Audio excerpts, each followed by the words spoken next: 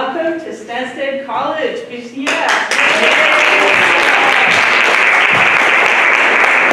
This play is a very exciting play. It's a little bit of Shakespeare, a lot of Othello, a little bit of Romeo and Juliet, but more importantly, it's a lot of really great actors who've been working hard just like yourselves. We look forward to coming to yours. So this play is called Goodnight, Desdemona. Good morning, Juliet. Please enjoy.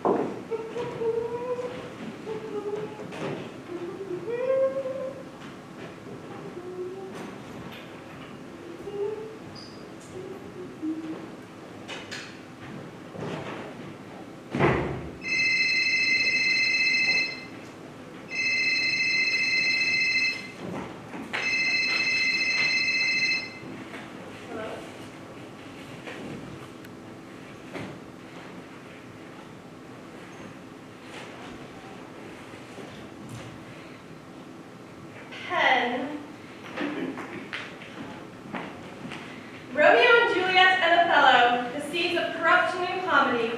Of all Shakespeare's tragedies, Othello and Romeo and Juliet produce the most ambivalent and least Aristotelian responses.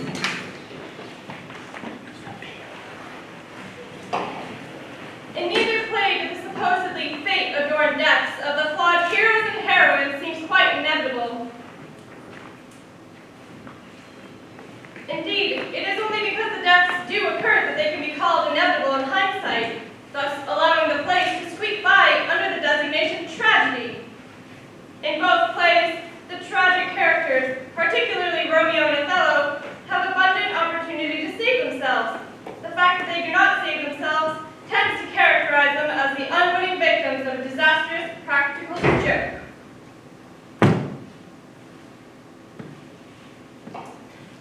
Insofar as these plays may be said to be fatalistic at all, any grains of authentic tragedy must be seen to reside in the heroines Desdemona and Juliet. I'm sorry, miss. I thought you were out. Oh, I'm in. I put the correct date on my essay. Oh, what's today? The first First what? of the month. Oh, I know it's week past due date, but you remember the extension you gave me? I did? Yes, because I've been ill lately. Well, okay, that's fine. Thanks, miss. What assignment was this? The effects of filth on the Renaissance drama. Good, that sounds just fine, Julie. Jill, keep up the good work. Thanks, miss. By the way, I like your hair like that. It's really pretty. Oh, thanks. Lie thou there. Now, where was I?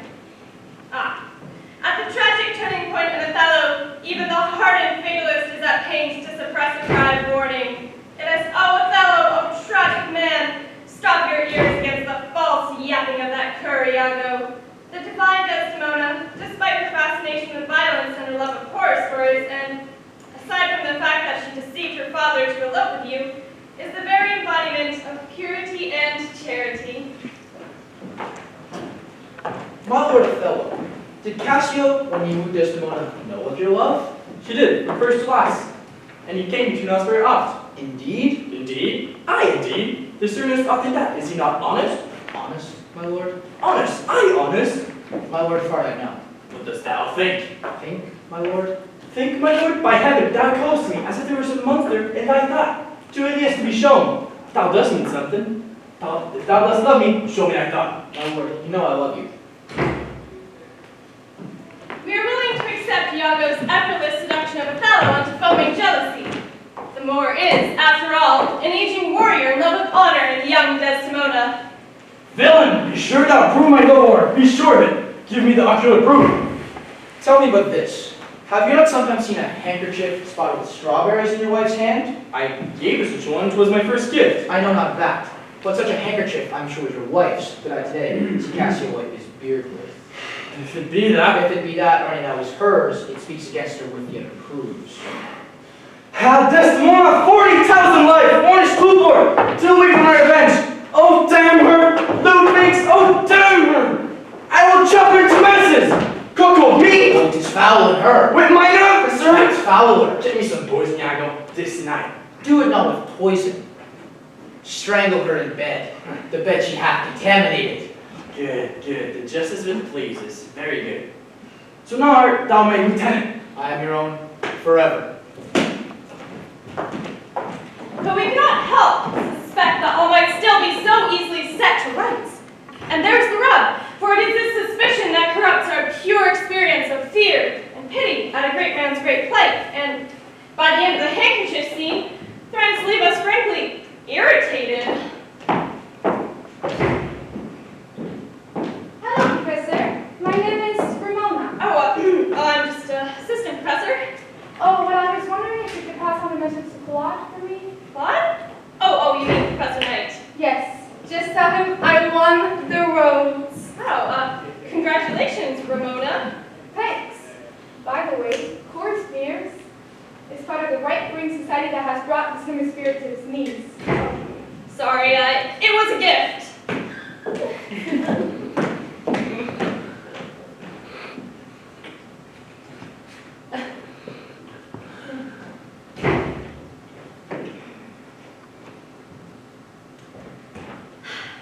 In Romeo and Juliet, Shakespeare sets the stage for comedy with the invocation of those familiar comic themes, love at first sight and the fickleness of youth. But no sooner has our appetite for comedy been whetted, when Tybalt slays Mercutio and poor Romeo proceeds to leave a trail of bodies in his wake. Mercutio, thou consortest with Romeo! What, Tybalt, dost thou make me instead of us? Here's my fiddlestick. Here's the song make you dance. Romeo, though I barely can afford a better turn than this, thou art a villain! Tybalt, the reason that I have to love thee doth much excuse the appertaining range to such a greeting. Villain I am none, therefore farewell, I see thou knowest me not. Boy, this shall not excuse the injuries that thou hast done me, therefore turn and draw! I do protest I never injured thee, but love thee better than thou canst devise, till thou shalt know the reason of my love. And so, good Capulet, which name I tender as dearly as mine own, be satisfied. Oh, what submission. Tybalt, you rat catcher, will you walk? If only Romeo would confess to Tybalt that he has just become his cousin-in-law by marrying Juliet. Such is our corrupt response that begs the question, is this tragedy or is this comedy gone awry when a host of comic devices is pressed into the blood-soaked service of tragic ends? I am for you! Gentle Mercutio, put thy rapier up! Come, sir, bust that up. Leave! Stop!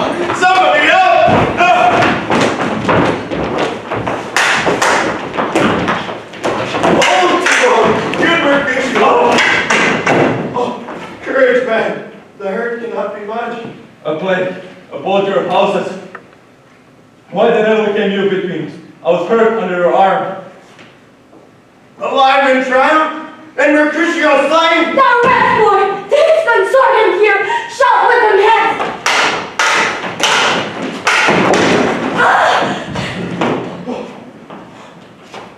Oh, I am fortune's fool.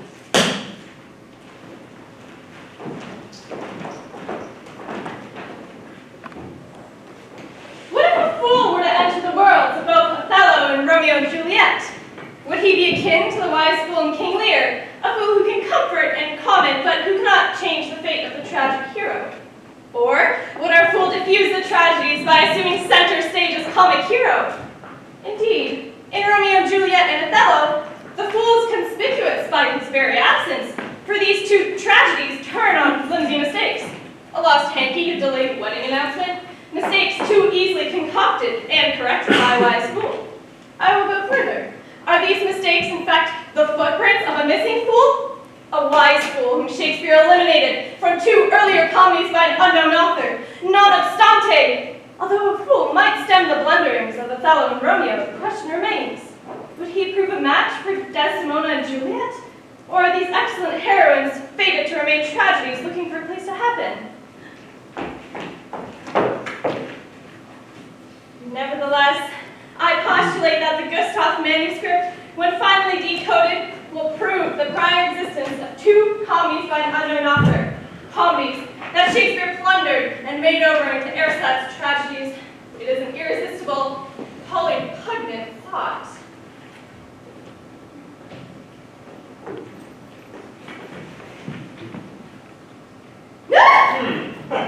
Got you again, Bonnie. Professor Knight, you scared the daylights out of me. You must learn to relax a little, Titmouse. You're working too hard. Speaking of which, have you got something for me? Oh yes, the essay. It's here somewhere. Don't read that, sir. The ink's not dry. Still hopping on the Gustav manuscript, are you? I hate to see you turning into a laughing stock, Connie. You'll never get your doctorate at this rate. I know. I guess I just have a thing for lost causes. You're an incurable romantic, Connie. Just a failed existentialist. Traipsing after the Holy Grail, the Golden Fleece, or some such figment.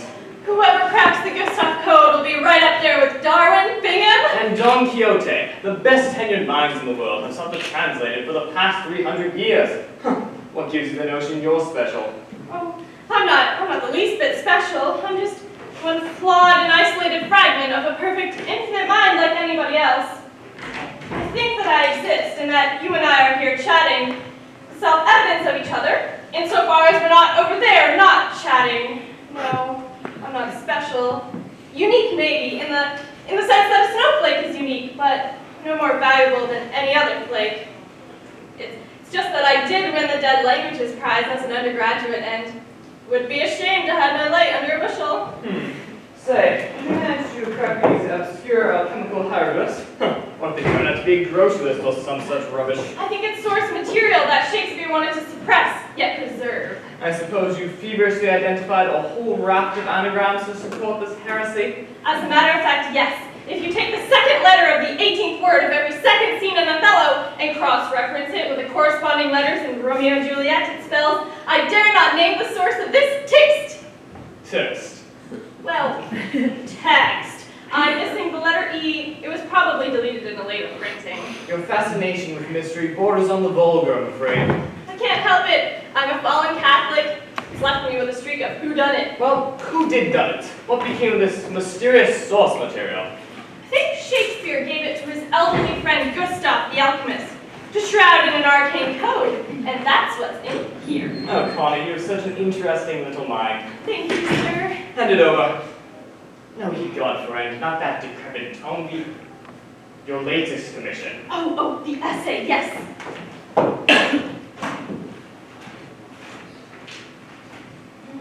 I hope I've destroyed Professor Hollowford's book to your satisfaction. I'm sure it's up to your customarily dizzying standard. Did you remember to give yourself thanks for irksome proofing of the text? Oh, and point of fact, sir, I took the liberty of dedicating it to myself. That's awfully sweet of you, Connie. Your hand gets more cryptic all the time, like the tracks of some tiny green creature. I do wish you'd learn to type, my dear. I get weary of doing my own typing, and I daren't trust anyone else with our little secrets. I know. I'm working on it, sir. It's just that my fine motor skills are really poor. Indeed. I'm ready for my next assignment, Professor. I sharpened my nib to a killing point. And dipped it in venom to paralyze the academic foe with one poisonous phrase. Just name your victim. Connie, there remains but one thing you can do for me. What's that? Tell me.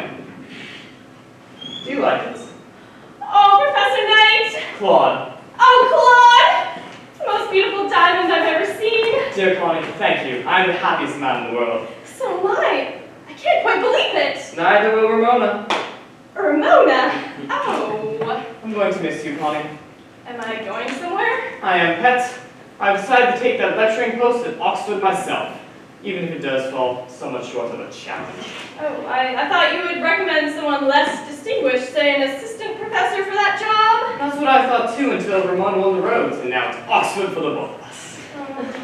And what? Will I still work for you? I'm afraid not, love. I made full professor today, so the pressure's off. Congratulations. Not to worry, I've lined up a lovely post for you in Regina. Thanks. Say, what's your schedule like day after tomorrow? I was hoping you'd help pack my books. I'd love to, but that's my birthday, and I plan on going to the zoo. Birthday, eh? Chalk up another one for the old Grim Reaper. Still 29 in holding, are we? Well, many happy reruns. I've got the dash. I'm addressing the Literary Society this evening, which reminds me. Here's your speech. Thanks, old girl. Off the note.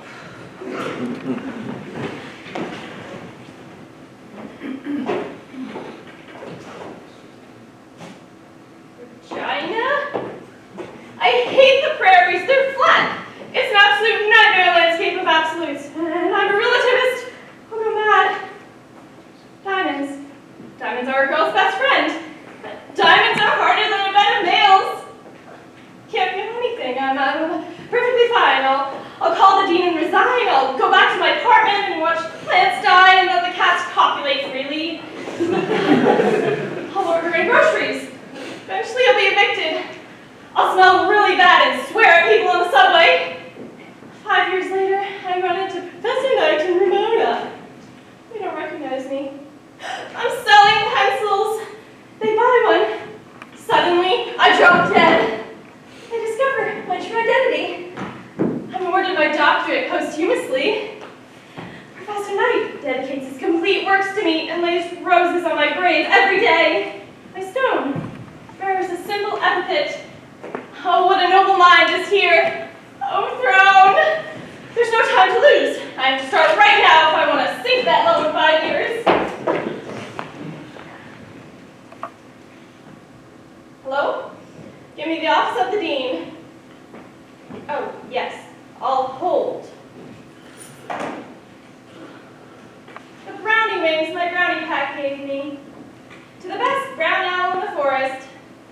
I've got more girls than any brown owl other than Lady Baden-Powell. My appendix! It was removed in the summer of love when the rest of my family went to Expo 67. The doctor gave it to me in this baby food jar. He thought it would cheer me up. It did.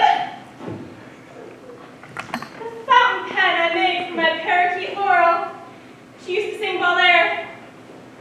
She fell 5 stories and died instantly. And this silent, mocking oracle, I'll do the world a favor.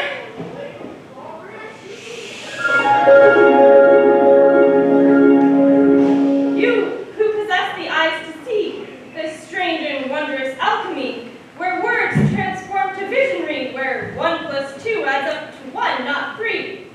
Open this book if you agree to be illusion's refugee and of return no guarantee, unless you find out your true identity and discover who the author could be.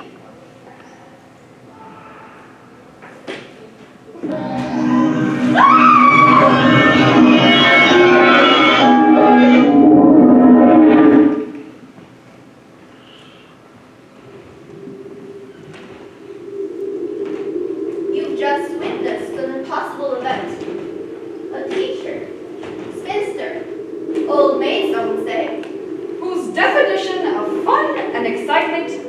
string of footnotes in an essay disappear before your very eyes. Suspend your disbelief and be foolish wise. For anything is possible, you'll find, within the zone of the unconscious mind.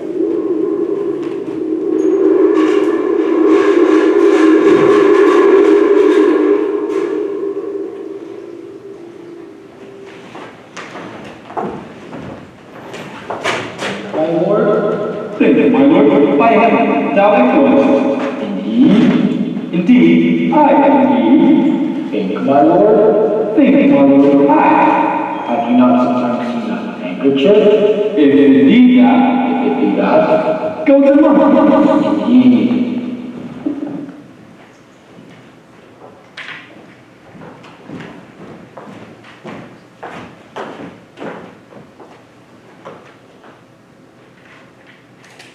Villain, be sure thou prove my love a whore. Be sure of it. Give me the ocular proof. Tell me but this. Have you not sometimes seen a handkerchief spotted with strawberries in your wife's hand? I gave such one. It was my first gift. I know not that, but such a handkerchief I'm sure is your wife's, that I today see cast your wife as beard work. If it be that, If it be that, or any that was hers, it speaks against her wicked and proves. had Desdemona 40,000 life. Only too poor, 2 weeks for my revenge. Damn her, Luke Binks. Damn her, I will chop her to messes. Cuckoo, me. Oh, 'tis foul in her. With mine up, sir. Foul her. Take me some poison apple this night. Do it not with poison. Strangle her in bed. No! You're about to make a terrible mistake, my lord. Excuse me, please.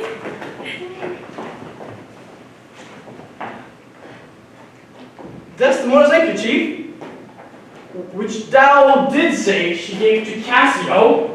Did I say what I meant to say? Oh, I see that nose of thine, but not the dog I shall point to. Now, Lord, I can explain. Oh my God, what have I done? Look, just forget you ever saw me here, okay? Here. I wrecked a masterpiece. I ruined the play. I turned Shakespeare's Othello to a farce. Oh Jesus, they're gonna kill each other. And this is Cyprus. There's a war on here. Oh, please wake up. Please be a dream. I've got to get back home, back to my cats. They'll starve. They'll eat the plants. They'll be so lonely. Oh, sir, where's the exit? I've got to go. Stay. Ah! Okay. 40,000 lives are not enough to satisfy my debt to you, strange friend. I'd keep you on this island till I knew which angel beat you on our warlike shores, and how you gained fair knowledge of foul deeds. Well, actually, I've studied you for years. Studied me for years? You must be a learned oracle. I'd have you nightly search the firmament, and daily reap the guts of sheep, prophesy your battle with the Turk, Actually, I only know of your domestic life. and of the murderous vipers in my breast. My shame is deeper than Puntic Sea. Oh, I wouldn't dwell on it too much. You never would have been jealous on your own. Oh yes, I had forgot. 'Twas all thy fault. If that you be the mirror of my soul, then you must learn the story of my life.